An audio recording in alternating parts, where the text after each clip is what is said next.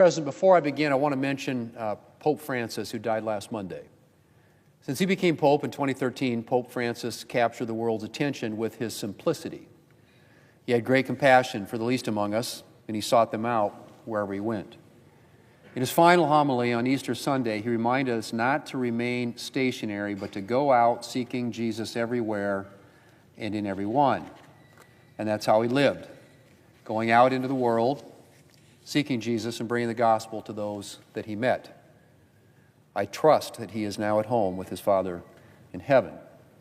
And my thoughts and prayers are with South Dakota Catholics and all those who are mourning this humble servant of God. Mr. President, we're kicking off the week today with a vote on a former colleague of ours, David Perdue, to be the ambassador to China.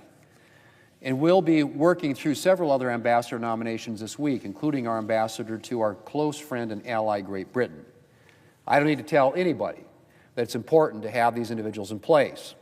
And we're going to continue to confirm the President's ambassadors as expeditiously as possible. We're also going to continue to focus on filling out the rest of the President's administration. The President needs to have his team in place so that he can do the job he was elected to do.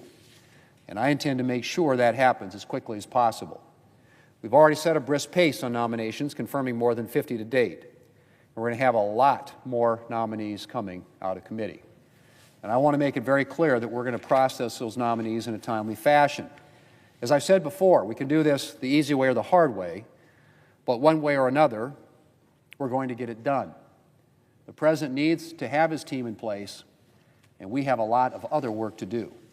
And speaking of some of that other work, before Easter, the House and the Senate took a major step forward on a permanent extension of tax relief for American families by passing a budget resolution that will allow us to proceed to a final bill. We've been working toward the text of that final bill for months, and drafting has only accelerated since passage of the budget resolution. And I'm looking forward to House and Senate taking up the final legislation. Mr. President, there's a lot on the line here.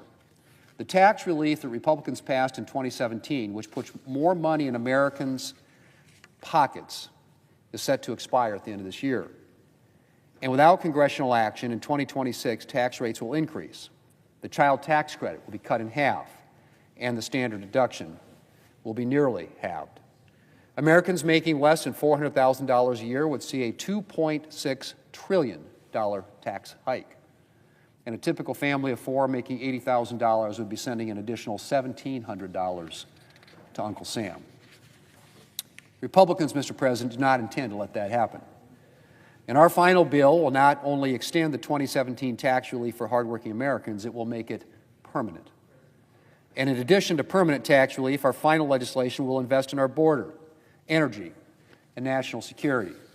All three have suffered in recent years under the Biden administration. And Republicans are committed to securing our border, unleashing America's abundant energy resources, and ensuring that our military has the resources it needs to deter and defeat any threat. Finally, our legislation will also include substantial savings measures as we take a hard look at how we spend taxpayer dollars and work to get our country on a more sustainable fiscal path. Work on drafting this legislation continues. As we consider nominations, measures to repeal burdensome Biden administration regulations and other legislation on the floor, off the floor, we are getting ever closer to a final bill. And Mr. President, it's going to be great. Mr. President, I yield the floor, and I suggest the absence of a quorum. The clerk will call the roll.